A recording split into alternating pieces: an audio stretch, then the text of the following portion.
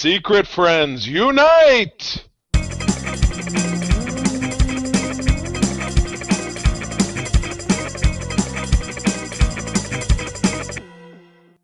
Welcome to Secret Friends Unite podcast episode 528. This is your guide to the geek side. And I am Todd Oxtra, living large in Minnesota. We are in the dog days of summer, as they would say. We're starting to get warm. Garden is loaded. And I have got some bunnies I need to fight off because they're eating my radishes, Charlie. We have a lot of bunnies. Go time.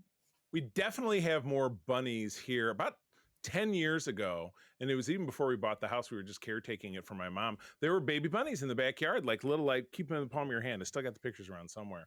And then for a long time, it seemed like there were none. This year, they seem to be absolutely everywhere. But we've had in this part of town a dandelion outbreak. Like I'm driving a couple blocks from here, and there's some dude's lawn that has 100,000 dandelions in it. Like he needs to mow, but his lawn is all dandelions. So maybe that's why there's more bunnies. It's like season. It's like cicadas, right? There's a dandelion season every 26 years, something like that. The deer, yeah. Well, you know what? Stop eating my damn radishes. Stop eating my dill. We're gonna have words, bunnies. Captain Carrot. I don't like you anymore. But you know what, Charlie? This isn't a gardening podcast. It is a podcast where we talk about the geeky stuff. It's the summer of Superman. We are moving on to our third film, Superman Returns. And then we're going to talk about geek stuff we've been watching and reading about in the news. But with that, before we get moving on, we need to thank our Patreons. Yes, we will talk about all that stuff after we pay homage to the wonderful people who support us over on patreon.com/secretfriendsunite. You get great exclusive programs. We do a ton of awesome interviews with industry peeps, comics and movies and TV alike, which is awesome. You don't want to miss it. Early shows, ad-free shows, an exclusive Discord channel on our Discord. This is for 7 days for free. Half off your first month and stay on board for as little as $2 a month. My goodness, what a bargain. Folks like my buddy Derek, the figure dude, are on board. Francie, who does my wife's hair. Mr. Luke Lord, Xbox Expansion Pass, going to be joining us for a future Summer of Superman segment by the sounds of it, which is great. We haven't had Luke back in a while. Absolutely. And my Uncle Tim, great fella. Also John Sedorf, Brendan Myers, Corey in HD, Matthew Keel, Kurt Krug, without whom there wouldn't be all those wonderful interviews because he's a journalist buddy of mine. I call him my agent.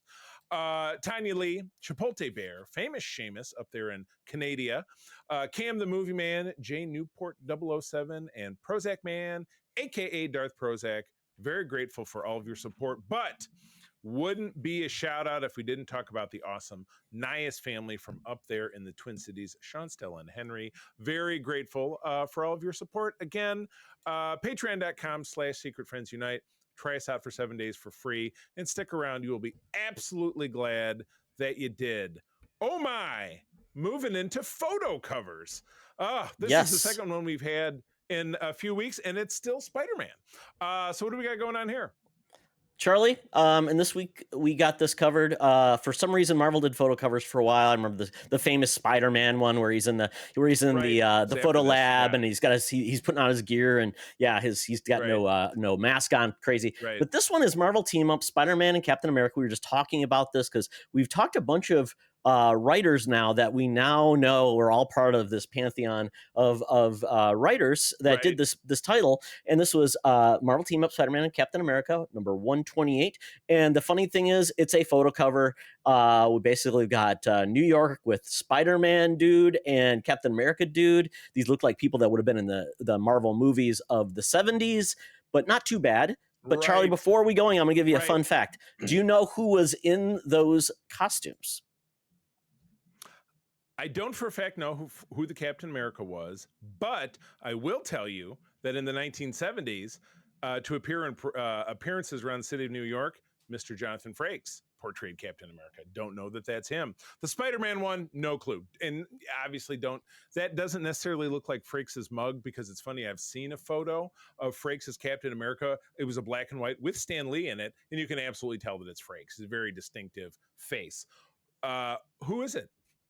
So we've got the two people wearing the costumes. We've got John Squid Morelli as Spider-Man and Jumbo Joe Jusko as Captain America. Oh, yeah. Wow, He he's did a all Marvelite. those. And, Remember, he did all the covers of the cards too. Joe Jusko, those beautiful painted comic cards. Yeah, I've got a great one, and it's one of the screen images on my laptop of him with Peter Parker, much like that other photo cover you were talking about, where he's kind of half dressed, but he's kind of like doing a chest bearing here. He's like, "Rah!" But he's in jeans. And the Spider-Man top. What's nice about that is I have no idea if Joe Jusko was like a big bruiser man, but what's nice about the Cap shield, of which I have when it's on the flip side of me, but as a cosplayer, because I have Cap cosplay, great to hide up the middle section of the body if it's not quite so Cap-like. It's like when an actress is pregnant on a show, you put a basket of laundry in front of them, and thus you just put your shield. Stand behind the couch. Yeah, absolutely correct. Okay, but so yeah, Charlie, you got a glass. Yeah. So I'm making you guess the plot and the date of this comic. That's our new change. So I will intro it, but I'm going to make you do all the heavy work. The easy part would be the 60-cent cover price, which would put it at probably 1982 or 3. So I'm gonna go on that regard. And as far as you get that right, you got that right. It was January 83. Okay, so you're right there. There is absolutely nothing on the cover of this that could even remotely help you with what the plot line is, but I have the following issue, 129. This is one of the ones I've talked to you about. What I collect is out of print comics that are not possible to find. I have 129. It's a picture of Cap or Spidey falling because the shield is in there. Maybe it's both of them. So this was a two-parter, and the big tail of the Scorpion is reaching into the frame. So I'm going to say this is part 1 of 2, them fighting the Scorpion. That's what I'm going with. Well, Charlie, not in this issue, but this issue, they were taking on Vermin, Ed Whelan. Oh, yeah. Okay. There were, this issue was referenced in the famous Kraven's Last Hunt, in which Vermin was the villain. In little flashbacks he was having in his head, him fighting Captain America, which he also fought Captain in his solo title as well, Grunwald and Michael Zack. I guess. And so it was in the sewers, which is funny because this image shows like nothing of that. So yeah, cool, good deal. I don't know that I have this one, but I will now be on the lookout for it. Good deal. Gotta love those photo covers. You know what? They were a different day and time. Indeed. And speaking of the New York sewers, it just reminds me of the various occupations our senior news correspondent has had over the years. In 1983, Madam Webb was 83, but she was still hard at work scooping the news down the New York sewer. Maybe the Ninja Turtles were down there. Maybe it was too early for them. Sure. I'm not sure. But regardless, these days Morlock, absolutely. These days she does, of course, work for us, and she's in sunny California down at the corner of Hollywood and Vine, getting all the latest news for us. So let's check it out. Now it's time for Madam Webb's Rumors and News. Take it away, boys. Thank you, Madam Webb. Fun fact, Charlie, did you know that Madam Webb was actually the photographer of those covers? She brought out the old flash pot, camera that you put on the ground. You had all of the what is it? It was probably some type of flammable component. You clicked it and you got it, apparently. Right. And then she went over, she colored it, she painted it. And then she took another picture of the background, composed the two, and there we go. She's quite talented. Such a talented lady. You'd think we pay her more, but we don't. All right. Last night, as of us recording this, there was a streaming event on Netflix. They do that from time to time. But this was a big, like, hey, this is our American Movie Awards kind of thing, where they had a live audience. It was at a venue. And it was 2 hours long because there was a replay this morning, which I'm like, oh, we missed I called it To Dumb, but when I started to watch it, it's probably didn't want people to calling it dumb. It's pronounced To Doom, so it was Netflix To Doom event. Really? Apparently. To Doom. I thought it was Toddum, like Todd Dumb. Nope. Todd is dumb. No. Todd Dumb.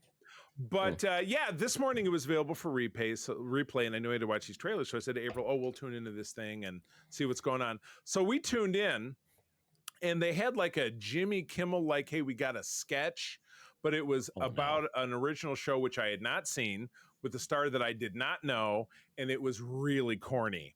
And they segued that into the host, Sophia Carson, dropping down off of like a ladder or something and saying, "Are you ready for To Doom?" It was just, I could already tell that there would be absolutely no value in watching this. So I said to her, we're just Yeah. going to go watch. We're just going to go to YouTube and watch trailers, because you can go to the Netflix YouTube channel and they're all there. You don't really have to search. Exactly. Yeah. Yeah. So it was bad, but yeah, we got 4 trailers out of this. Todd, walk us through it. What do we got? So since I have not caught up on Squid Game, I'm almost through season 1, so I did not want to get spoiled. So they did have a trailer for season 3. It is ending with season 3, so that's obviously one of their biggest hits of all time. Very cool. At that point, haven't watched it, but I know what it's about because it's been out there. So yep. So they're very just cool. looking for squids, right? Just look for squids. Looking for squids. It's like Cool. it is interesting because it is like this one. It becomes like the original game, and then you get more into like about one of the players tries to basically stop the whole game from happening. So it becomes like a bigger thing. Then we got essentially from Star Wars. Yeah, the Star Wars guy. Acolyte? Correct. Yep. That he got his big breakout. Learned how to speak English for that role in the Acolyte, and obviously that didn't go well. So hopefully he gets more roles. But then we get Rian Johnson's essential third of the Knives Out series. It's called Wake Up Dead Man.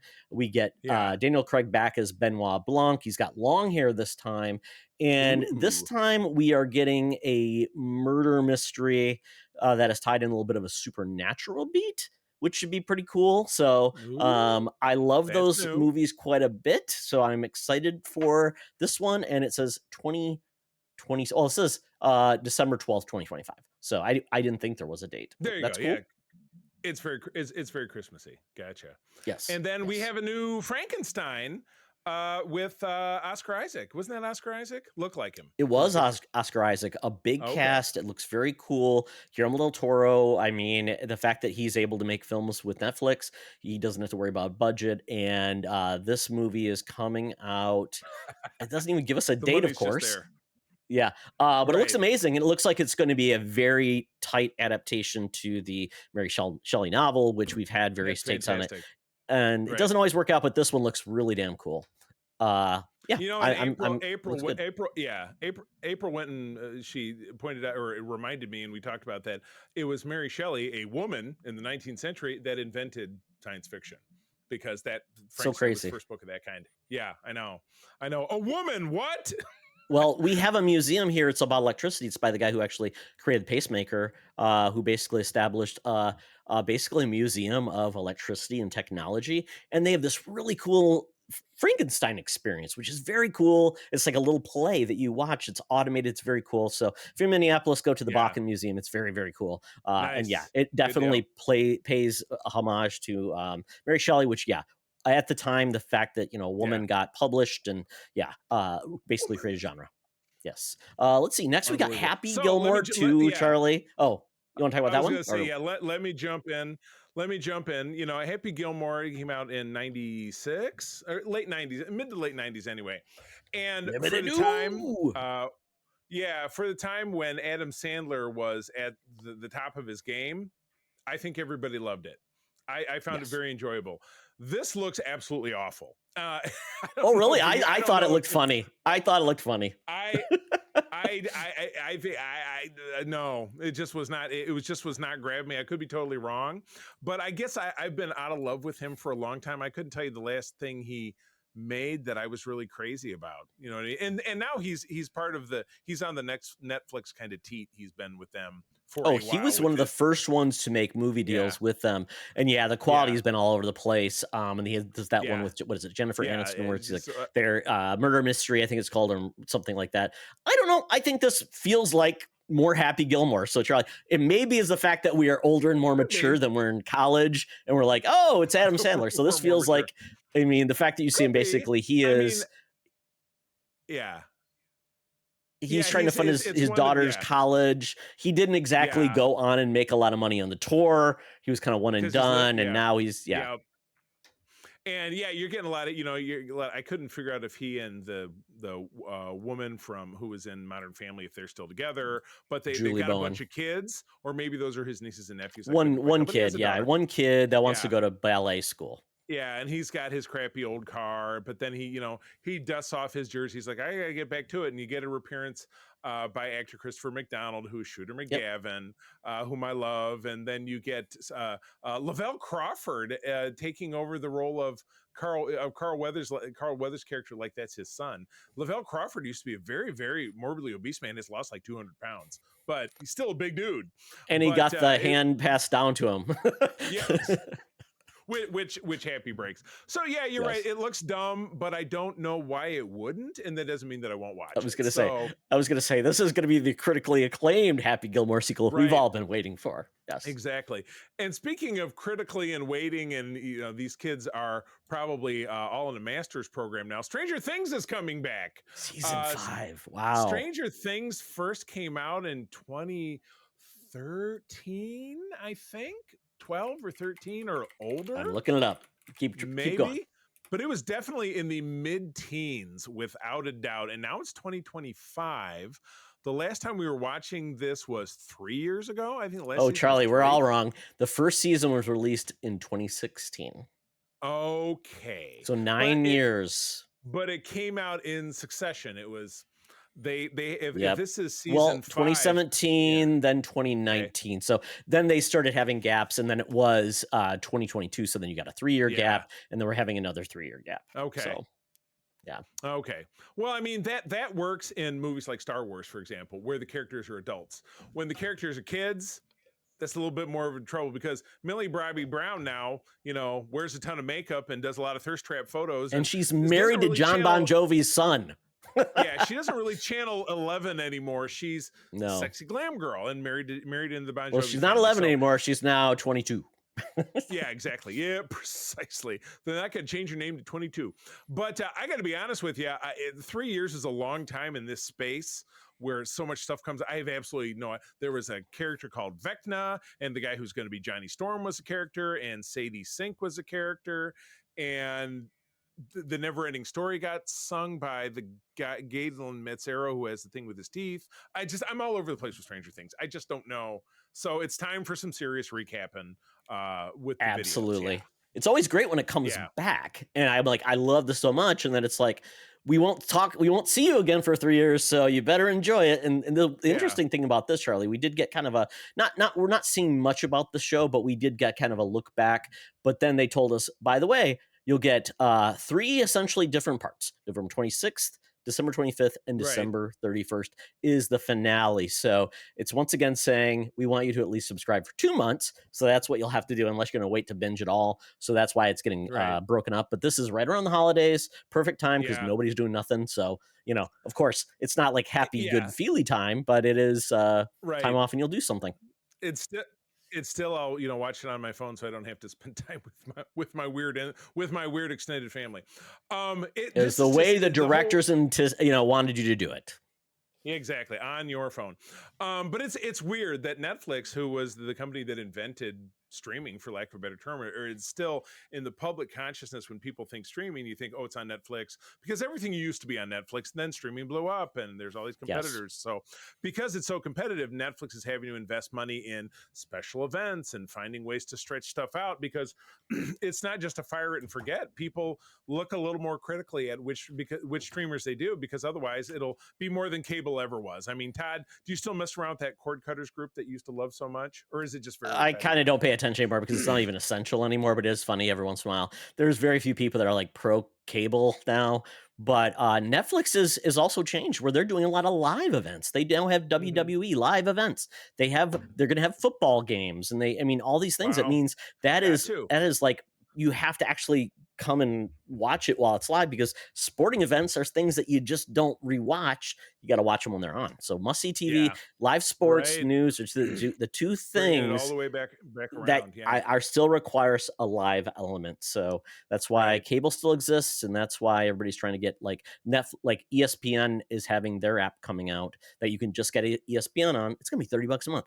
I will not be paying $30 a month to watch maybe half of the shows I want to see, or sports I want to see. That is a lot. But I did notice, since you brought up ESPN, on Disney Plus, that's kind of the 6th button all the way over on the right now. So there's an ESPN button on Disney Plus. So offer some things. They offer some things. Some okay. Yeah. Yep. Okay. But Interesting. you will once with that is going to basically if you want like big games like NBA, you want NFL, Yeah. baseball, things like that, you will have to have the ESPN app or a traditional subscription like YouTube TV My or something like that, goodness. which is funny. Now YouTube that's TV is now the traditional subscription service, which is crazy. wow. So crazy. Things change so much. Anyway, well, moving on. We're getting a return to the boys averse, and here's another Oh, show you that missed the I'm last like, one, Charlie. what? I missed No. it. Putting it here was Oh, Wednesday. okay. Finally, they did a Oh, 6-minute preview, which yeah. I did. Haley Joel Yeah. Osment is in, and he's in some trouble Okay. right now. But he is He going to is. be a bad dude in this, Yeah. which I is kind did. of cool. You know, because it was 6 minutes. I thought, no, I'll watch the show. I didn't watch the 6 Yeah. minutes. I kind of skipped it. So, but yeah, that is weird that Haley Joel Osment, who got himself in a bit of trouble a couple weeks ago, you're wondering how that'll all shake out. Well, he's playing a serial killer in this now. That Well, Wednesday has now decided that she's going to find. But yeah, it was very humorous, very cool. But yeah, it is coming out in 2 parts. Wednesday part, season 2. August 6th and then September 3rd. So a summer, and you get into spooky season as you get into that. So very cool. You get 2 months of their subscription fees. All right. Well, now let's actually move on. Returning to the boys averse. When are we getting the last season of the boys? Maybe next year? It's got to be 2026, I assume. You know, because we're hearing it's going to be all the Supernatural boys are going to be in it now, and yeah. Oh my gosh. But anyway, the spinoff is Gen V, and it's basically it's the Soups Academy, which we had a season of, and still it was not like, oh, they pulled the punches because these kids are teenagers. It was very gritty and raw. And I'm also kind of left not quite remembering everything that happened, but I know at the end of it, the characters that we love got imprisoned. And Homelander showed up in order to pull it off. Because I think we had one or more of the characters that kind of turned on the other ones. I'm trying to remember. Like it was the brother that was trapped in the prison, and then the one girl who could manipulate people by whispering in their ear. Yeah. They end up doing heel turns, and we got the main stage. We got them in jail, and then we also got the one actor who died, who in real life, who's not coming back. And he was the uncle in Sabrina, and then he was the son of one of the gifted characters that was his dad was kind of like a muckety muck, and he passed. He ended up passing away in real life. So I'm not sure how they're going to cover it, but it looks like we saw the dad there. It looks like his son died. They're going to basically he died. So his father is going to be taking a big role in this now going forward. Right. So, this is on Prime. If you've not watched The Boys, I know as much as I enjoyed the most recent season, and I thought it was the case with this show as well, they just keep turning up the gross out factor. Like, one tiny character is inside a man's genitals, and then he grows up and the guy explodes. It's just like, Well, this year she's going to be beer pong. Because you see that where they're throwing her as a little person, and she's going to be beer pong. So and not a little person, an actual like Thumbelina. That character. She's a shrinker like Ant-Man. She had to induce vomiting to shrink, and she had to eat to get big so again, sad. which I thought was kind of like big. like Alice in Wonderland, right? Yeah, exactly. So anyway, that looks fun. What's the date on that one?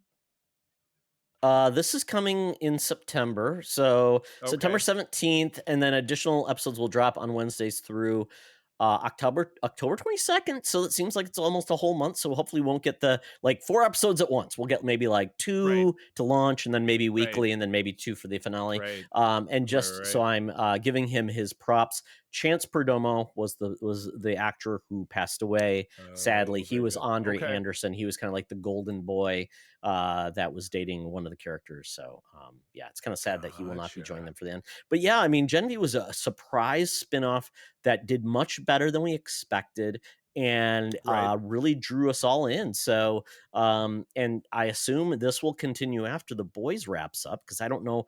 I think The Boys is one more season and it's done. So this is a great way to continue it with new characters. And where does it go next? Right, the Vaudiverse, exactly. All right, well, Marvel Comics, the MCU, we got a roundup, which is funny because the first item is a character called Paladin, which I feel like was an old Western, because I just remember it was Paladin. It was have gun, will travel. Paladin. I just remember the song. Just remember the kids were walking along train tracks singing the song, and Paladin was the Paladin. But I like this, and I've been following his Instagram for weeks because he's overseas filming this. It's Todd Stashwick is going to be classic Marvel character Paladin. I mean, I didn't get that from your article, but I know for a fact that I heard that casting elsewhere. Well, no, it just says right here, he's learned that Todd Stashwick will play Paladin, which, Charlie, I don't remember anything about Paladin. Is he just a dude that shoots? You know, he is. My familiarity with him had to do with the Silver Sable comic spin-off part of Spider-Man. Because Silver Sable was this international bounty hunter. She was the head of her own country, Simcaria or something like that, probably right next to Latveria is one of the areas. And he is also a bounty hunter who has been in her employ. Like her ex-husband was the Foreigner, so another bounty hunter. And then Sandman worked for her for a while when he was not a villain anymore. But yeah, he was. My first time I ever remember seeing him on a cover of anything, it was Marvel Team Up. So he's from the late 70s, early 80s. I remember seeing him in the Marvel Universe, handbook, and I'm like, oh, it's Paladin. Yeah, exactly. He's purple and shoots things. I'm like, okay, sure, maybe I'll read about him in a book, and I never did. Or maybe I did. I had a figure for a while when I was reevaluating my characters. I'm like, this is a stupid character, and I ended up selling him or something. But yeah, that also says Vision, which again, it's filming overseas. That's why Todd Stashwick is. He was actually having a beer or having a pint in a pub in Dublin with Sean Ferrick, who is a contributor over on Code 47. Who's a Dublin native. Very cool. Well, everybody needs a guide, right? It does say here, Charlie, that Todd Stashwick playing Paladin, he's going to be a mercenary hunting down Vision to steal the technology. So he's going to be a spy, and they basically say whether he's doing so at the behest of Sword or another entity. We'll see. And then there's another note here about this leak that says with Avengers Doomsday, it says Ryan Gosling is Marvel's top choice for Ghost Rider. The only obstacle is Star Wars Starfighter. He'll also appear in Doomsday. Yeah, that seems kind of unattributable. To bounce back to Vision for a second, it did let us know that Carrie Condon, who is the voice of Friday, will be taking on a physical role. James Darcy, who was Edwin Jarvis, going back to the Agent Carter series, will also appear. I saw a video this morning that said all of these other characters coming out, and they also cast somebody as Jocasta, who is a Heritage Avengers character. Could Friday become Jocasta? No, we're talking separate characters, but the whole series will be about AI coming. Well, that's what I'm wondering. Will the Friday the assistant become like a Jocasta? Like a Jocasta, like in a robot body kind of thing. Yeah, exactly. Which I think is fantastic. And again, I've heard it said that WandaVision, Agatha, and this form its own type of like kind of umbrella trilogy in its own way, like bringing the characters all full circle because they all spawn from that show. It'll be interesting to see exactly what talk about means. A character that you just felt like so underutilized and just was always like when he does something cool, then he's like iced, and that's Vision. I feel like every time he does something cool, and then it's like, oh, we're gonna shelve you away because we don't want to deal with you. The Vision was an Avengers mainstay for decades. And then you're right. The whole him being destroyed, that actually happened because the U.S. government disassembled him because he violated national security protocols, and they disassembled him. And when they put him back together, he had lost his memory and his emotions and everything. So it was a whole thing. But yeah, I'm really looking forward to that. And they also Alex. So this over at Cosmic Circus, Alex Perez, I don't know if he's reputable, says the Champions / Young Avengers will assemble an Avengers Doomsday, so that could potentially mean Tommy, who we've seen. Is it Tommy or Billy? Billy, who we've seen in Agatha all along. And then, of course, there's new Hawkeye, which is Kate Bishop. Congratulations to Haley Stenfield, who got married this weekend to a football player, somebody from the Bills. Oh, yeah. One of the biggest players in the world, and lucky guy, lucky girl. They're both very happy. And you know what? I like the fact that they're both making money. So she didn't marry him for the money because she's making money and really good in Sinners. So that's good. Exactly. Real love means not having to marry for money. Exactly correct. Because when April and I got married, we didn't have any damn money. That's right. Both of us. But yeah, also this could be the return of Kamala Khan and so on and so forth. So lots of things going around. And again, we have Wonder Man, Daredevil season 2 Well, coming up. There's stuff on the horizon. they haven't hinted X-Men about a 97, Nova, like Nova showing up as part right, of like the Champions, which is just right, at this point, Charlie. I'm just once again, however, if the Russos can figure this out without having an opportunity to actually introduce these characters, and they have to do it in right. the main film, man, that's tough because they didn't introduce really any characters in their films that hadn't already been introduced in the movies. Now they're going to introduce characters that Right. aren't even introduced into the TV series or the Right. movies. And they're like, Here who are you those go. dudes? I'm like, Yeah, ugh, this could be horrible. But yeah, I'm excited the fact that we're going to right. get more of the TV series. Marvel Zombies, curious what they're going to do with that. X-Men 97 Yeah. season 2, and then obviously maybe another freshman year. And then apparently there is they want to build a movie around Battle World, which is obviously part of Secret Wars, which could mean You can yeah. follow my fingers. There's the map of it right there on my back wall. I've got that was Yep. from And the 2015. That was premium I got from Comic Shop. maybe Doctor Strange 3, World War Hulk, Black Yep. Panther 3. Now that Coogler is free to make another movie, could he come back to Yeah. that? And then maybe we'll hear something about Spider-Man Brand New Day. Holy crap, Charlie. There's so much we don't know. Yeah, absolutely correct. So it's a matter of what they can pack in, and you just don't really know. All right, Marvel and DC crossover. So Marvel and DC have made nice, according to this headline, and crossover comics. This is crossover comics that need to happen. But what do we know about what's going to happen? What's coming up? What do we know?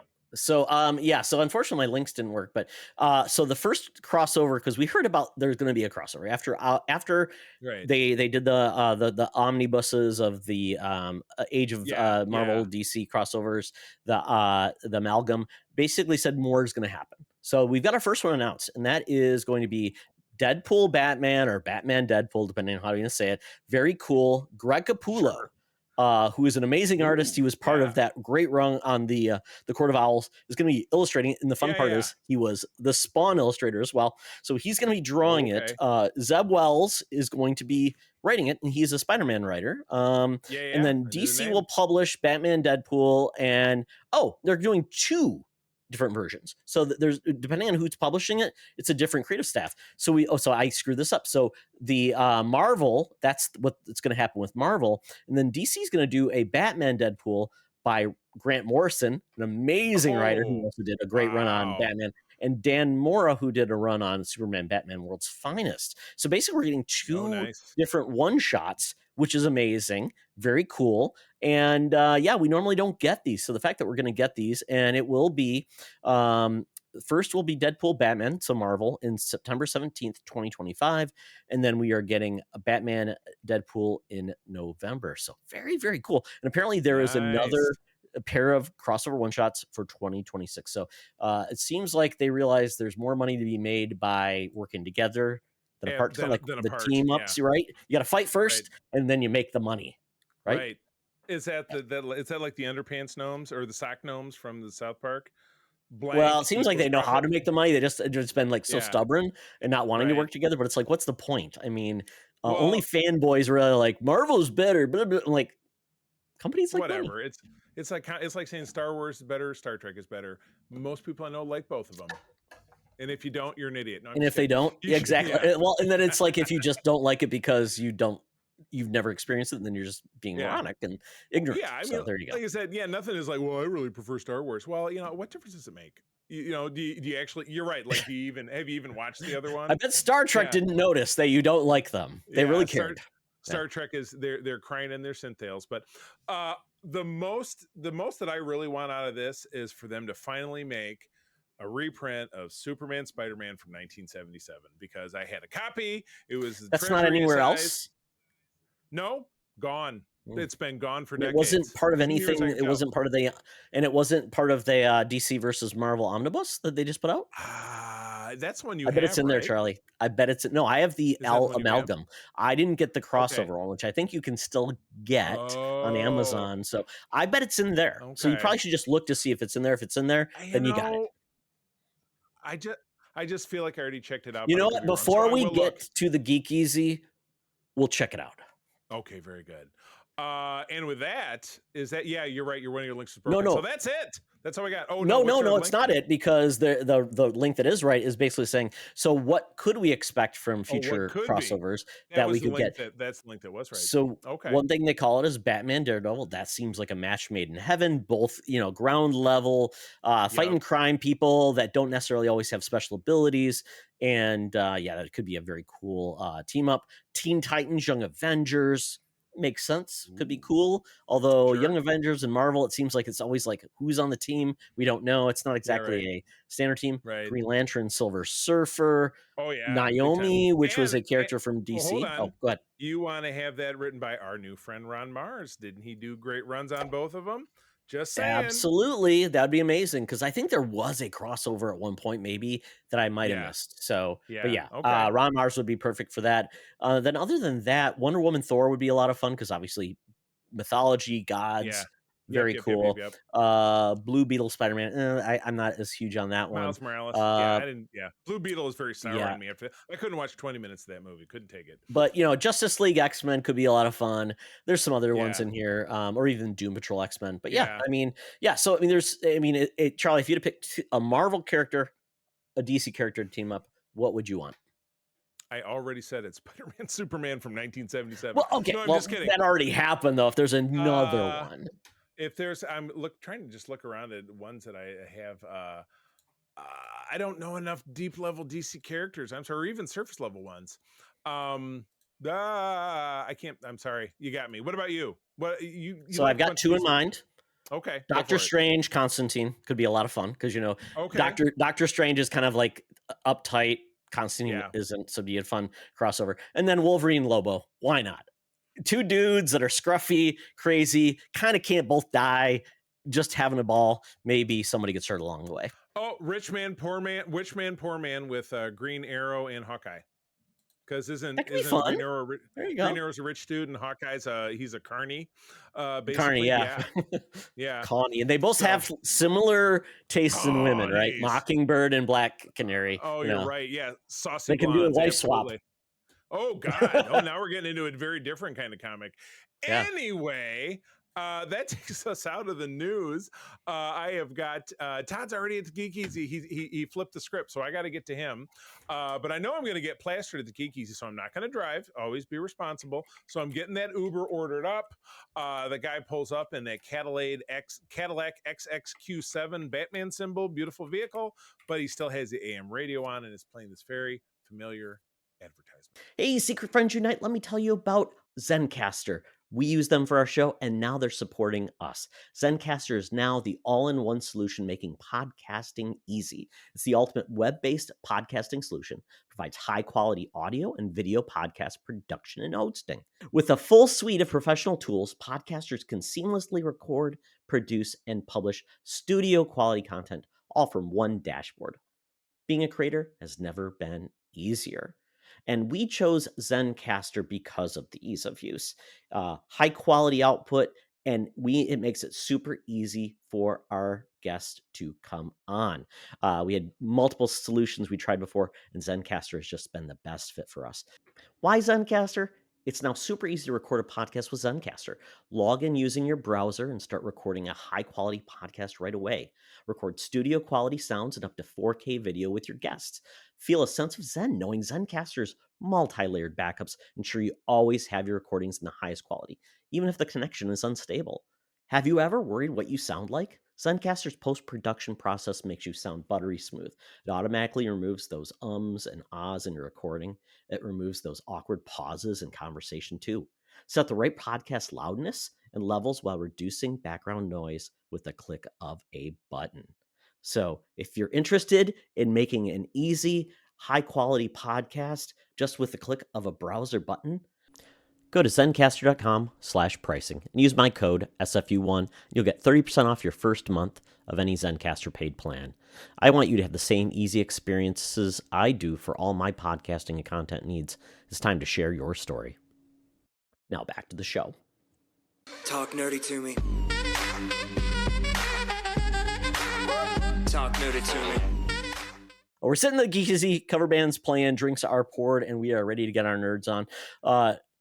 At this point, I am finding things on different apps that are really making me, you know, they are perfect for like when I'm preparing food or doing something upstairs or just as a nice filler for like real content. And what I like are like those like pseudo documentaries in a lot of ways. Well, the Nacelle has done a ton of these all over the place. They're everywhere. That is, that's our friend Brian Volkweiss, Yes, who we interviewed, absolutely. and he's super cool guy. Absolutely. So that's what I'm saying. So they're all over the place. It is this one they do is called Icons Unearthed. It's on Prime. It's also other places as well. And this one is Marvel specific, and it's kind of cool because it's not just focusing on just the way back past, which is the first episode, is all about how Marvel started, how it changed, the early days and all their struggling, the ownership of Marvel through time. They were owned, passed it along. It was really bad. Stan was kind of the key component throughout all of it, depending on the ownership. And they struggled through, the comics. They did really well in the comics, but then they could not buy a show or a content on a screen because essentially they sold their rights. They went cheap. I mean, there's so many stories. I mean, this is a lot of the stuff is very well known, but what they're going to do, Charlie, with subsequent episodes is they're going to get into how the MCU happened, get into Kevin Feige and how each movie and how they brought each character to life on screen, which I thought is kind of cool because you don't get a lot of that. So it's a deep dive on like, first it'll be Iron Man and then it'll be like Hulk. So it'll be like those two, and then it'll get into Thor and Captain America and then kind of getting your way to Avengers. It's very good. And they're about 40 minutes each. You obviously Stan's passed away, but you do get a lot of cool talking heads that were there when it happened, or people that were part of the industry, artists, and was there writers. Anybody that we've talked to over on Spotlight? Not really. You got a woman that was in Thick as Thieves with Stan in regards to trying to get like their properties published. Got screen deals and things like that. So she was the person that ended up leaving. She ended up on the sly made deals with Fox on their kids block, which is really where everything kind of came to fruition, because the guy that was there that owned Toy Biz or something like that was just a dirtbag. So she said, I'm going to just try, because she's trying to get her a contract with Marvel. And he said no. So she's like, okay, I'll make some connections and try to get a deal. Because she's like, if I leave, I want to help Marvel adapt some of their properties, because she saw so many bad things that happened. So that's how she got hired by Fox eventually, and then was a buyer. Who's the woman? I forgot her name. I have to look it up, but basically she she was a buyer. That could be the spoiler. Yeah, but she was a buyer, so she was ended up one that got X-Men, she got Spider-Man, and then the Silver Surfer on Fox Kids, which really kicked everything off to like, Marvel can make money, and then there's the whole, by then they had sold off Spider-Man and the X-Men and the Fantastic Four. Well, like even like they talk about the, they show us a copy of the Jim Cameron treatment for Spider-Man that was signed. That's where, and I don't know if you know, that Spider-Man photo cover we were talking about, that's what that's from. That is what that came from. Yeah. That's so Isn't that weird? Okay. Isn't that so weird? But or at least that's the urban legend. That sounds cool. So that's on Prime, which means everybody probably has it. Almost everybody. I think it was on Freevee, but I don't even know if Freevee exists anymore. I think Freevee got folded in just to Prime. It's free. So it's just but it's basically 40 minutes. That's cool. And episodes, very cool, very fun. And the fact that it's, like I said, it's focused on the emergence of the MCU and gets you through Avengers, essentially. Okay. That first check it out. That's good. Now I may have to go check it out. All right. And you saw the loser of the weekend at the box office, $21 million. Tell us about it. Okay. I'm going to have to find out more about this, like actually how much this cost, because it feels like this movie didn't have to perform that great to do well. And that is Karate Kid Legends. So Karate Kid Legends is the culmination of both the Karate Kid movies from Ralph Macchio, Pat Morita, up to Jackie Chan, and then with Jaden Smith to Cobra Kai, and then including this movie. So they are all connected. So that is the whole point. So to give you a background on the whole Miyagi-Do. So the whole Miyagi-Do is all about, their little tree with two branches. The two branches are Kung Fu from China, that is the Han version, and then karate, which is Miyagi-Do in Japan, and it forms one tree. So that's where Miyagi-Do came from, was when he was drinking and fishing, fell asleep, ended up in China, learned Kung Fu from the Han Academy. So they talk about that in the first, the second movie, actually, when he goes to Okinawa. So the whole thing about, so we all know about the, Cobra Kai, and we know about Karate Kid. The one that's different that a lot of people didn't watch, I didn't watch, but I guess it was very successful, was the Jackie Chan, Jaden Smith 2010 It was about, Karate Kid. And it essentially Jaden Smith moved to China with his parents, apparently. And then he discovered Jackie Chan was a drunk, but he helped him, just like it was basically a beat for beat version of the original Karate Kid, but in China. And Jackie Chan was a drunk, disgraced master who saved Jaden Smith, taught him how to do Kung Fu or Kung Fu. And they pull it all together.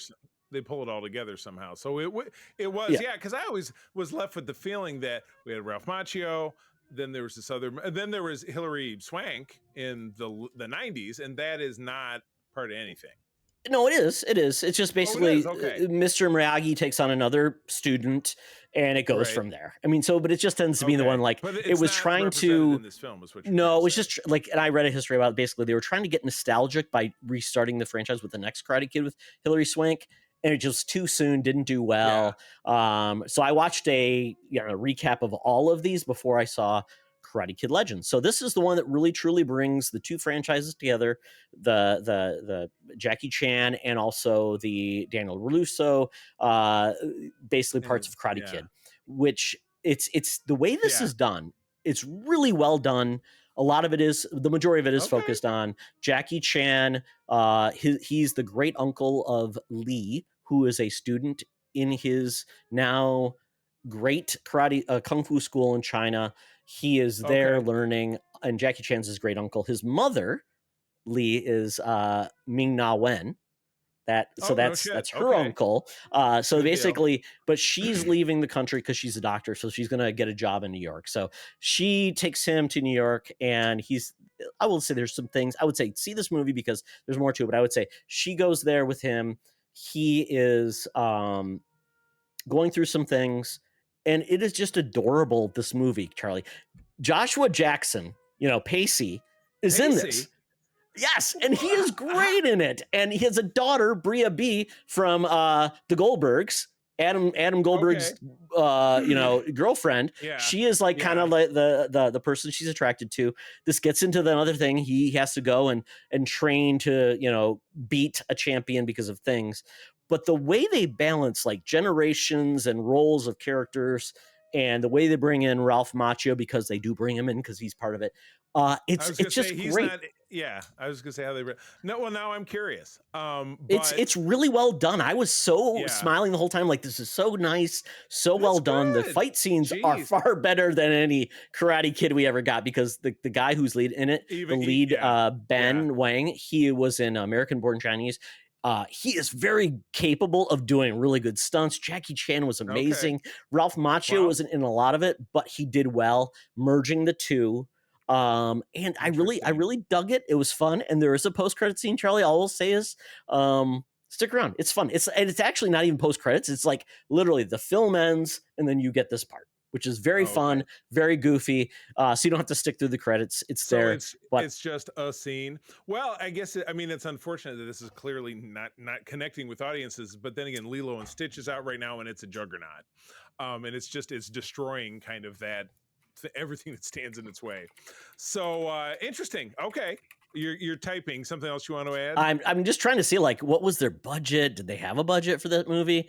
And sometimes they'll have it. Okay, their budget was $47 million or $45 million. They already made $47 million worldwide, so this movie will be fine. It's small budget. They know they're not dealing with like high-end special effects. So if this makes $90 million, and Sony will be able to sell its rights elsewhere because they don't have a streaming service. So this movie the fact that it's already kind of covered its production budget week one, that's a success. I mean, it just is not going to hit it's just not going to hit like in the 100. Where of course we're referring to our summer movie wager, of which Todd and I both had this as our dark horse, which is our 11th movie. So, okay, fine. Well, we'll see. Maybe people will love it as much as you do, and it'll get legs. Who knows? I was gonna say at first I'm like, I don't know if my family will like it because they did like the first Karate Kid film. They didn't watch the Jaden Smith one, and they didn't really stick around for Cobra Kai. So I'm like, I don't know if they'll like it, but you know what? You don't have to watch any of those things really to enjoy this, which is great. That's what's really important, and Marvel has missed the boat in some ways of having this interconnectivity when you have. And again, it's funny. This is called Legends because it's a legacy sequel of a Correct. series that has not been out in a very long time. So anyway, well, cool. Hopefully, something will come of it. Yeah. Well, hopefully you'll see it. Actually, I think you'll really enjoy it. It's just a very heart-touching, fun movie. Well, we will. We'll consider. We are finally going to see the latest Final Destination. Final Destination this week, so which we missed because of the holidays and stuff. So yeah, I have not caught up. I haven't watched the first one. I am probably gonna see if I can figure out this fall when spooky season comes around. I wouldn't. That would be a very good one for spooky season. I wouldn't mind knocking that out. All right. Well, I saw a movie this week that you saw last week, and again, we missed it because we were up at my in-laws and couldn't squeeze in a viewing of this. But Mission Impossible, is this one The Last Reckoning? And the last one was Dead Reckoning, so this is Reckoning. But no, I thought this was Dead Reckoning. I don't know what the last one was because they changed the name, didn't they? Yeah, they took away the part. Because we rewatched number 7 before this, and it was part 1. Dead Reckoning and Final Reckoning, Charles. This is the Final Reckoning. Okay. Yes. So anyway, yes, this was a 3-hour film. Todd talked about it last week, so we're not going to get too in the weeds here. But to me, I split it up. This is a movie that very affirmatively did have it was a 3-act play, beginning, middle, and end. First act, dragged ass, ton of exposition. Second act is what Todd was talking about. It was just Tom Cruise says, you know what? I want to be in my underwear jogging with an air mask and have a guy attack me with a knife. And we're going to have a sequence around that. Later on, I want to be under the ice caps in the Arctic in my underwear. So it was a fever dream. And then wake up in a bubble in my underwear with Haley Atwell. Yeah. Which I thought that was a dream sequence when I thought, Charlie, I'm like, what is going on? Todd, do you know whose dream sequence that is? That would be my dream sequence because she's always been on my list. All right. And then the third But they didn't kiss. Tom Cruise is so asexual. Tom Cruise doesn't engage in sexuality with other human beings. Doesn't happen. No. But he does a lot of face touching. He's always about the gets face close. It's just enough. Here, you can zoom. You can put this as my cap for the video. We have more sexual chemistry than Tom Cruise has within any of his cast. Don't say it, Todd. Don't tell him our secrets. And then the third act was some decent action. The stuff with. Did you like the plane thing? The biplane thing? I could take it or leave it. I did like when Isai Morales gets his comeuppance, which I won't spoil. But did you notice he became like the ridiculous villain? Like, ha ha ha ha! I'm killing Tom Cruise. I'm doing this. Ha ha ha ha! I mean, it was just ridiculous. I mean, like, I need the device, but I'm going to kill him because the device will probably be okay. I'm like, what? Yeah.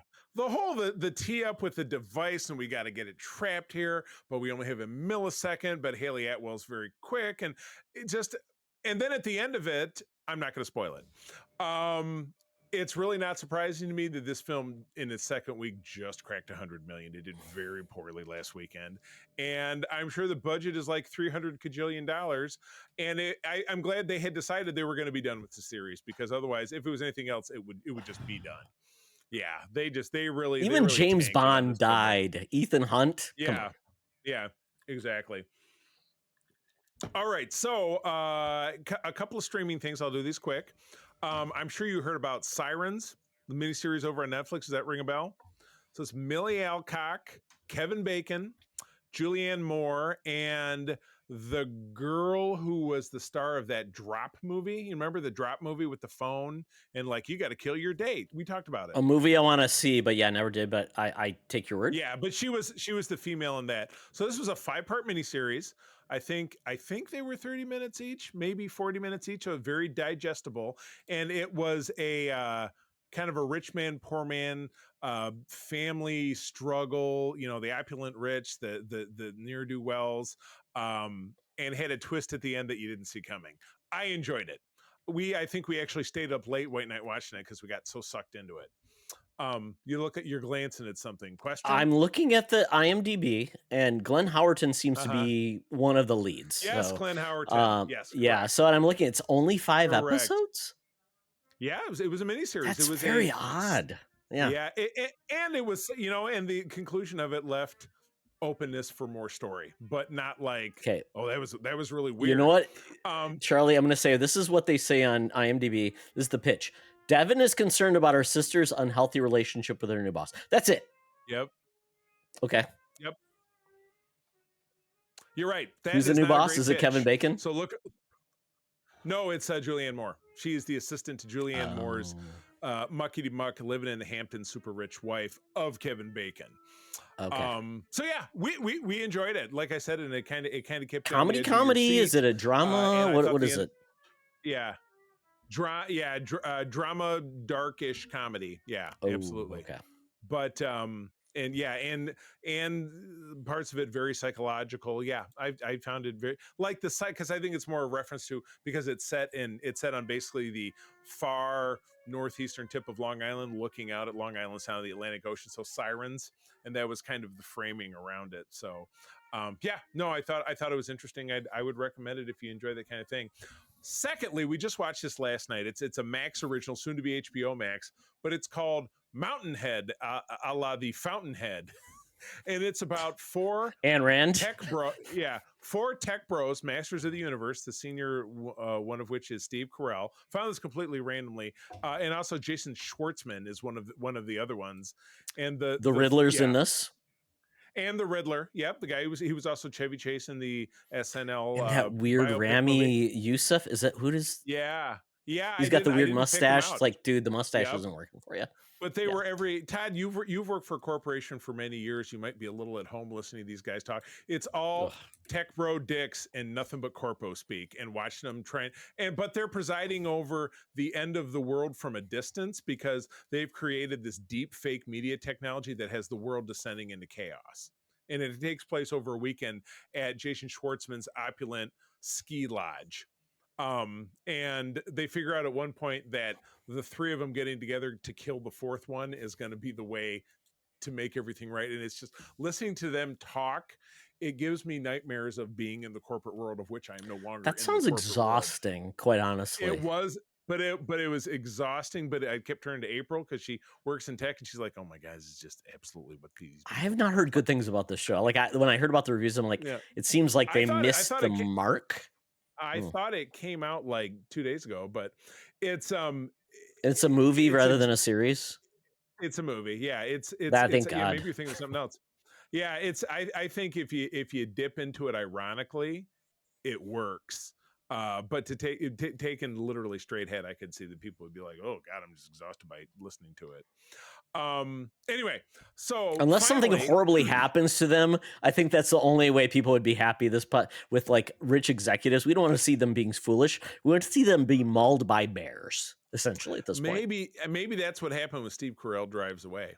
That would be great. There you go. That maybe that was post-credit scene I missed. Lastly, and I don't even know how I stumbled onto this, picking up a rewatch of this, but this was a channel that was on Sci-Fi, a show that was on Sci-Fi, which used to be a network. Maybe it still is. Is Sci-Fi still around? It is actually has, and this is the weird part, Charlie. I'm just going to do my little segue. Surreal Estate season 3 is out. It's on Sci-Fi. I thought they would just go to like Peacock, day and date, like the episodes are out, they would go there. They don't. It's like what I mean, how is this series it's like Yellowstone, I guess, at this point, right? Paramount Network, exactly. Which I think literally that's the only show they have. But now that Yellowstone is over, maybe they're going to cease to exist. But anyway, back on the Sci-Fi Channel, back in 2010 or so, they adapted this UK series called Being Human, which is almost like a sitcom of sorts, of a vampire, which is Sam Witwer. It's not Sam Worthington. Maybe it's Sam Worthington. Jimmy Olsen from Superman Returns, from the movie being a werewolf. We're going to talk about. And then this very pretty girl named Megan Malik or something is a ghost. And they so she wasn't a girl from like True Blood, right? I can't remember. She's no. Okay. I looked her up, and she is the show shot in Montreal. So she's a Montreal native, and I don't know that she was subsequently, and I was looking her up in Hawaii Five-0, the TV show. She was a regular on that. Okay. So there you go. But Okay. anyway, great show. It ran for 4 seasons, 52 episodes. We're most of the way through the first season, and it's great. It's super formulaic. It's very Canadian. Every episode ends with a Canadian ballad, like prog rock ballad. So I'm like, oh, I kind of like some of these. So I've been adding a few to my playlist. Oh But yeah, that had some remembering how really good much music. I enjoyed remember it. watching one of the episodes. Yeah. I'm like, there's a great cover of something, and I couldn't remember what it was. I tried to Yeah. find the artist, and it was Yeah. like crazy. That's back in the Yeah. old days Shazam. when you couldn't before we didn't find have it, Shazam. or you couldn't download it, or you Yeah, couldn't buy exactly. it. Yeah. Yeah. So the show is fun. If you're not seeing it, I'd recommend it. It's on Prime, which means just like what we were talking about earlier, you can find it. But yeah, I'm having fun watching. Well, and there's it. also it's a British version, right? Charlie, did you ever see that? Yeah, that's what it came from. I don't, after going back and trying to watch the British version of Ghosts, I thought, maybe it's better enough left. Ghosts alone. is not as charming. I would say it's a little bit more like not at all very harsh, which is like but yeah. Yeah, it's not a fun sitcom. But anyway, Being Human, 4 seasons, 52 Good episodes. show. A nice. I think I only got through like watch. 2 seasons of that show, but very good. Gotcha. Yeah, absolutely correct. So, all right, well, that takes us out of the Geek Easy. I've got my Air Qantas app up. It is time to get that plane to get us down to the land down under, where Hologram Tina and the mutants await for the continuation of the Summer of Superman. Superman Returns. Let's do it. Welcome to another edition of Thunderdome! Thank you, Tina. The mutants have been gathered for a topic or a game to be entertained. And this week, we are continuing week 3 of the Summer of Superman. We are skipping Superman 3, Superman 4, The Quest for Peace. Shucks. And we're going to Superman Returns 2006. Superman returns to Earth after spending 5 years in space examining his whole world, Krypton, but he finds things have changed while he was gone, and he must once again prove himself important to the world. Bryan Singer came on after doing the X-Men films to direct this. Screenplay by Michael Dougherty and Dan Harris. Same people pretty much did the story. Warner Brothers Picture distributed this. Came out June 21st, 2006. And then basically a budget of $223 million, box office of $391. And basically, kids, Warner Brothers said this was a complete failure. Wow, really? Yeah. I mean, factor of 3. Well, so even if you make it easy math and call it their net, which is 204, so 610 and change. If you triple it, that's bad. That's bad. I remember seeing this. Yeah. I remember seeing this at the IMAX theater at the Minnesota Zoo. We had a great IMAX theater, which is now closed, which is so sad because I'm not sure why they don't do it anymore. Great IMAX theater, amazing. And I saw it. They did scenes for IMAX. It was amazing. I'm like, I'm so excited for this film. And I will just leave it there. But Charlie, Brandon Roth makes his debut in this as a unknown. We didn't know him. Kevin Spacey shows up as Lex Luthor. Kate Bosworth from I don't remember what she was famous for. Maybe Blue Surf or whatever. Was Lois Lane. Here for Kate Bosworth, but okay. James Marsden, apparently nepo baby to Richard White. Parker Posey, which I completely forgot. And Tag Long. I know. Playing basically the modern Mrs. What was her name from the first 2 movies? Miss Tessmacher. Kitty Kowalski. Yeah, back in this one, Tessmacher. Yeah. This new one. Frank Langella, Perry White, Sam Huntington. We just talked about Jimmy Olsen. Eva St. Marie, who was also Lois Lane in the original Superman TV show. Yes. Yeah. Martha Kent. Marlon Brando makes a appearance, which I'm trying to remember. He was still alive at the time, so he might have done a voiceover. Cal Penn looked so young. $9 million.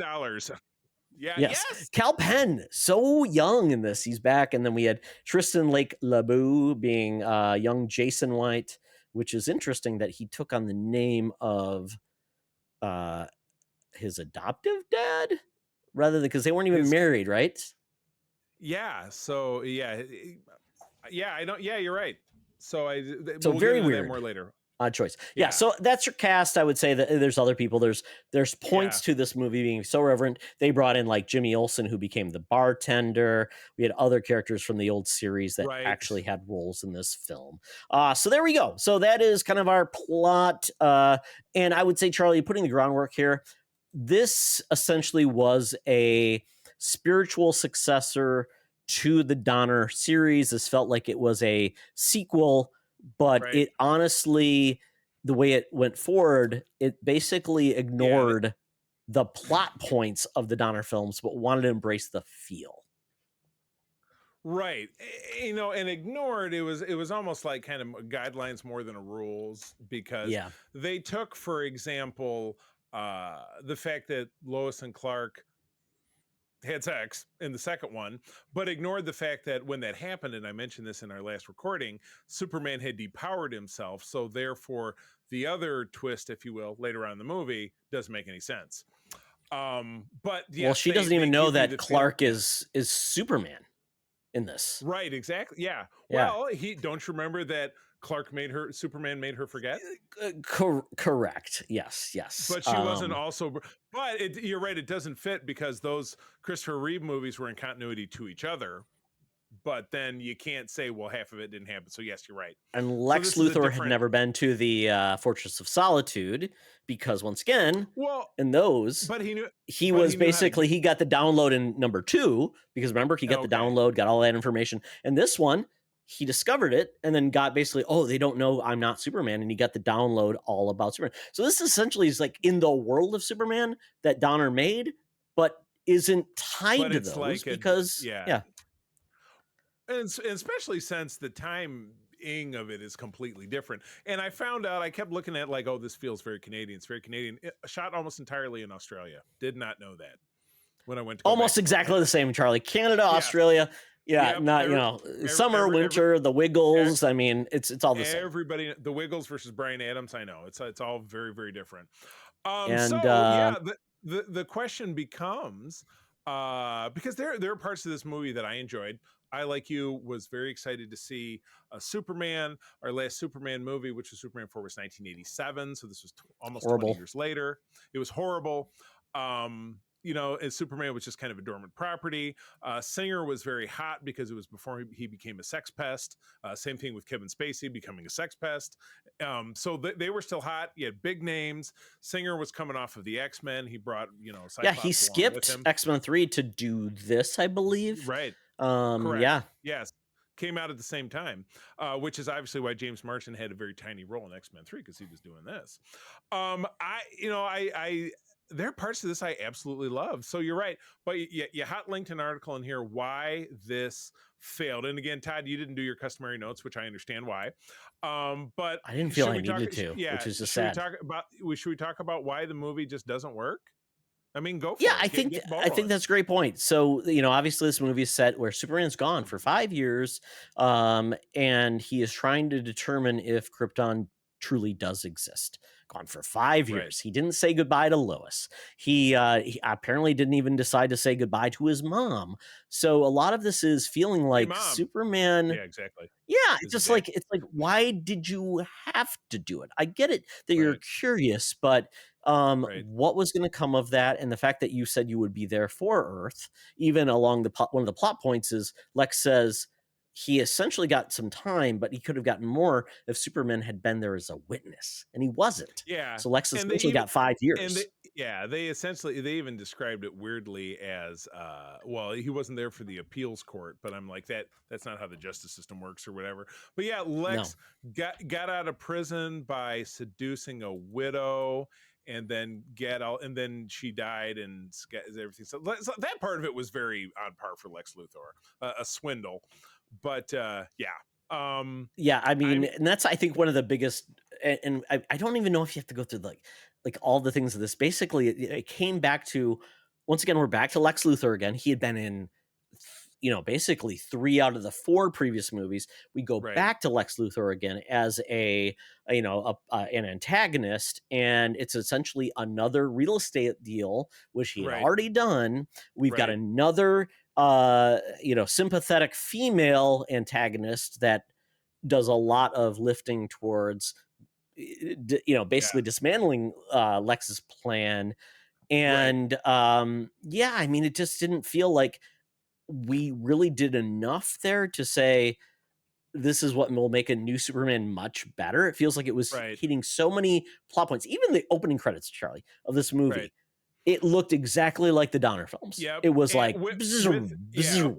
with the advent of CGI technology because again, you watch the 78 thing and it's like, here's a flasher going across and here's like, it was cheaper than Star Wars. And this was, it's all CGI. And now you get to watch Krypton blow up because you see the sun collapse. And so it was a lot of kind of flash and no substance.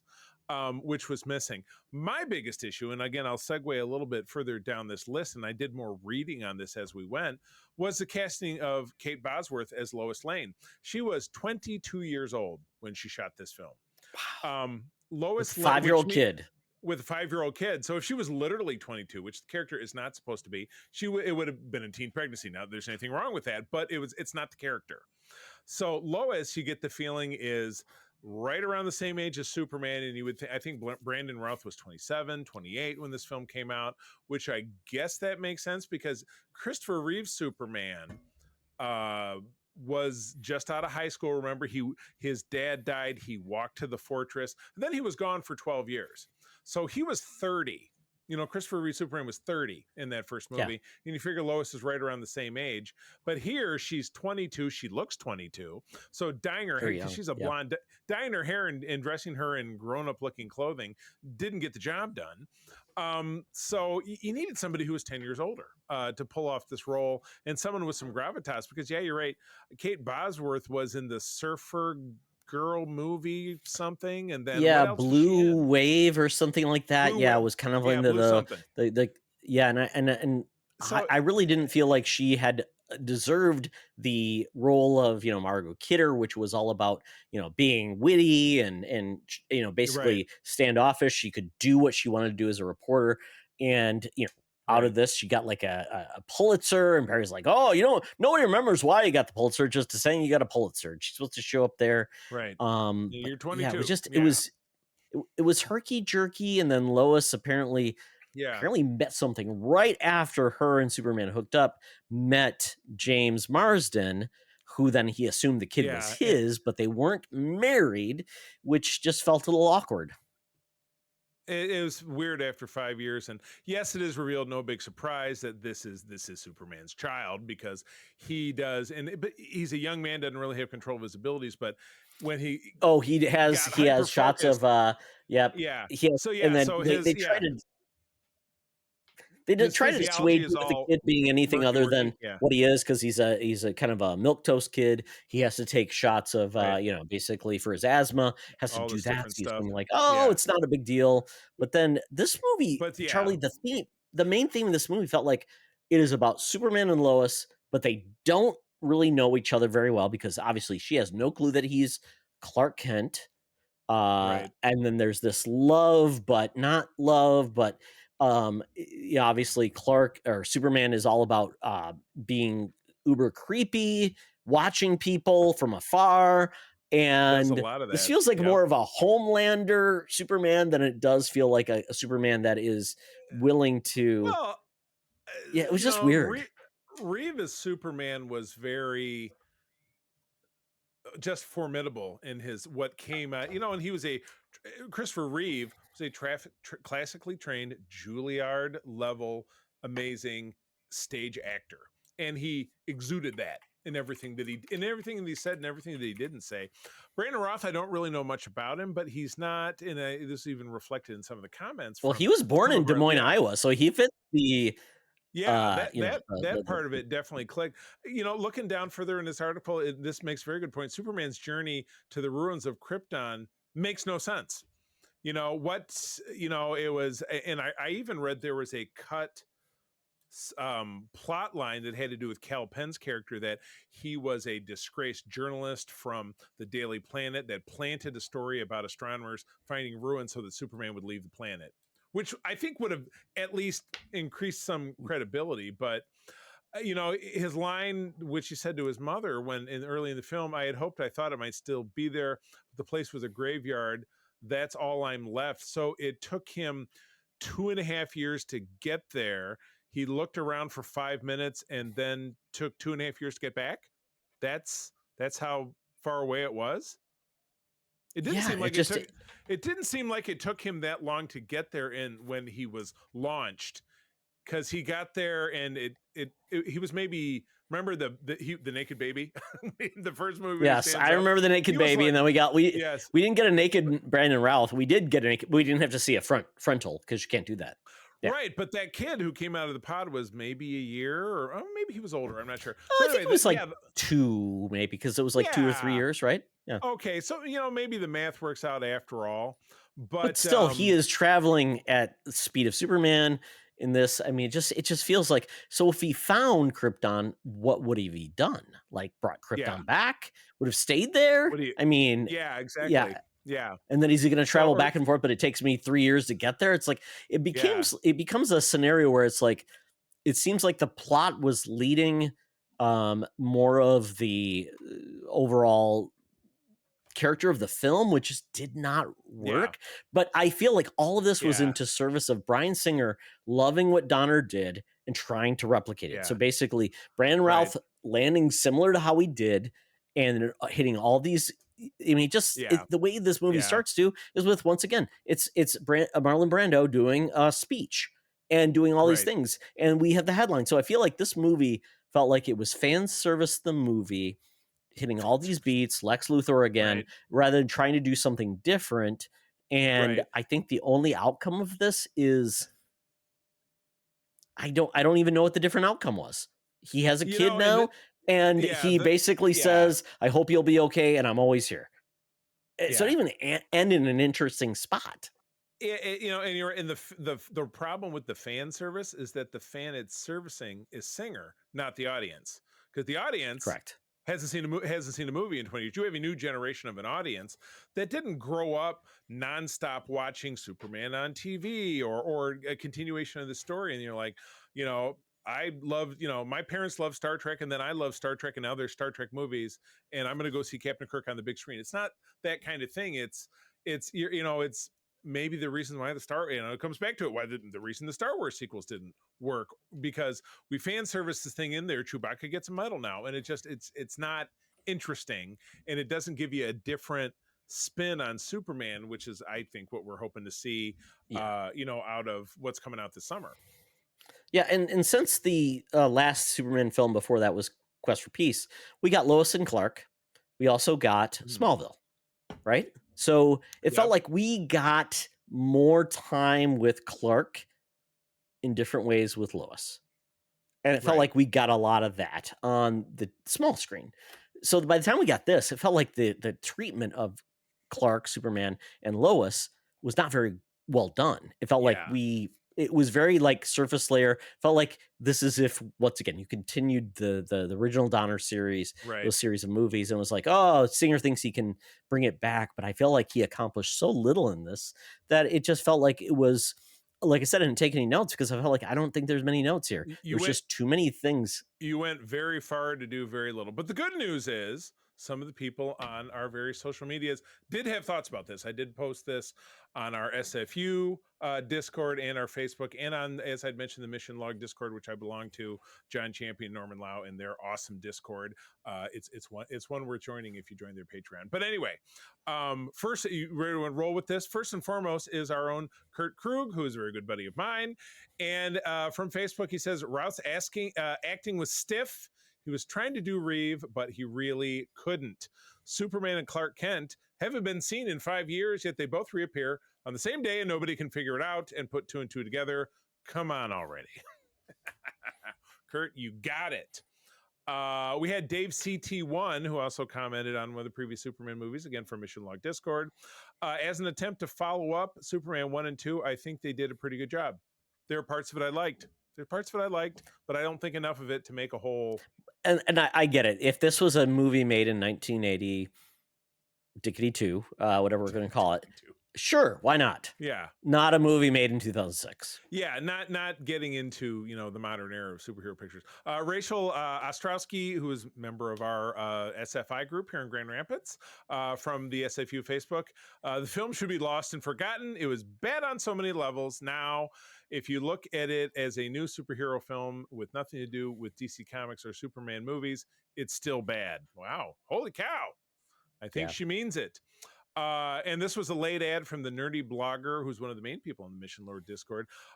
Friends and I declared it the lamest movie to ever lame. We all hated it. Okay. The suckiest suck that ever sucked. Yeah. I agree. My, yes. that's Homer Simpson. My wiener kids are listening. No, I mean, they make great points. I mean, all yeah. of this, it felt like it was trying to recapture something, and we had moved on. Yeah. And that's the saddest point of all of this, because Brandon Routh, I thought, I didn't have any problem with his taking the role. He was given the script he was given the direction he was given, and I think he is such a nice dude. I thankfully got redemption in the Arrowverse, as Ray Palmer and the Atom. You you said Bryan Singer, but you meant Brandon Routh, because Brandon Routh. Yeah. So Bryan Singer got no redemption. No. Goodbye. Bad sir. We knew you so badly. But you know what? Ultimately, I wish he would have stayed with X-Men and left Superman alone. I think we can all agree with that. And Charlie, I think the biggest thing I think we all felt in this movie was the only heroic acts we've got of Superman felt very limited. We got a basically a plane stopped, and then he stood in front of a gun shooting, a minigun, and then the bad guy shot him in the eye with a bullet. Boink. Yeah, that was the only and then he spent time in space listening to things, and then he picked up a planet. He picked up the new Krypton or whatever on the thing, and then he basically stood in the sun for multiple times to basically remind you, oh yeah, he's powered by the sun. Yeah, he's got solar power, which gets recharged. So, the real question is, as we wrap this up, when we move into covering the Man of Steel, is it going to be an improvement? But we will find out when we get there. All right, rating, Todd. 1 out of 10 fluttering capes. Oh, I was going to say Otis's, because there's no Otis in this film, which 1 sucked. out of 10 missing your Otis. Yeah, go for it. Yes. I'm going to give this a 3 out of 10. While I enjoyed some of the special effects, I enjoyed Brandon Routh, but I understand this is a very flawed film, and it was a film that, quite honestly, I'm glad I had never seen again. Now that I've seen it again, I'm like, I never have to watch this film again. It has no merit. Exactly how I felt about Superman 2, which we watched last week. Yes. Yeah. I probably won't be quite as harsh. I might go maybe a 4.5. Kind of fond memories. I think I might have watched this one with my son once or twice, so I have the looking back of that, and it kind of gave the nostalgic vibe back in 2006, because I love Christopher Reeve so much, and it was not long after his passing. So a little bit of the member berries and the nostalgia goggles on that one, but not a great flick. All right.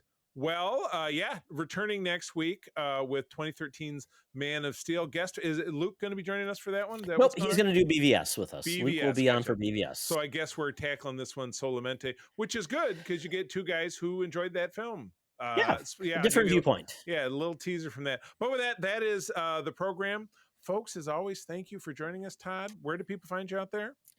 They can follow me on Blue Sky at Todd Oxtra, at Seek Friends Unite. Might be dots, might be dashes, might be nothing. At Instagram, at the Facebook, at the Threads, at Toxtra, at Seeker Friends Unite, no dots. And then check out our Discord, check out our YouTube channel, check out our podcast, give us a rating on our podcast. We'd really love it. And leave a comment on our YouTube.